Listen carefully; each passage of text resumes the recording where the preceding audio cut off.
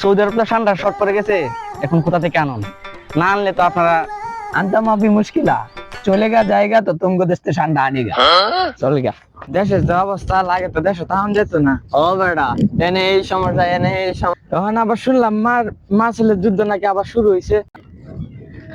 বাংলাদেশে তো এসে পড়লাম, এখন ঠান্ডা ব্যবসায়ী কোথায় পাওয়া যায়? খাইবা হালুকা ওয়াকিলি খামসাদুন সাগলিন ঠান্ডা এই আরবি কি কো ভাই? আনা কাফলিন ধরু মূর্খের দলের তো এইসব বুঝতো না আরবি ভাষা। আমার কফিলের ছেলে ঠান্ডা কিনতে আইছে। ঠান্ডা কি ভাই? মানে বুইল আর কি।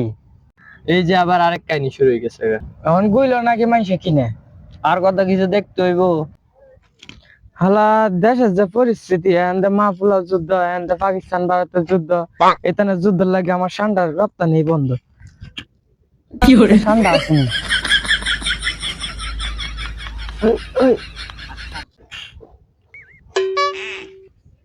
তাও একটা ঠান্ডার ব্যবসা করে খাইতাম, যুদ্ধ মধ্যে লাগে আমার ঠান্ডার ব্যবসাটাও বন্ধ।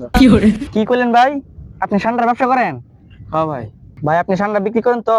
আমার কুফিলে চলে আসছিল ঠান্ডা কেনার জন্য। দেওয়া যাবো ভাই সমস্যা ঠান্ডা কোলা মুশকিলা কালি খুদা কি কইলো কি কো আমি তো বুঝলাম না।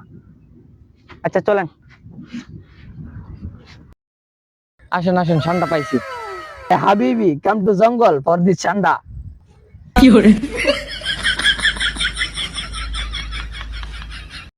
সাগলি না ঠান্ডা এটা আমি আপনাদের দেশের ঠান্ডা মিয়া এই মামলা খাই আমি দেশের বাইরে গেছি।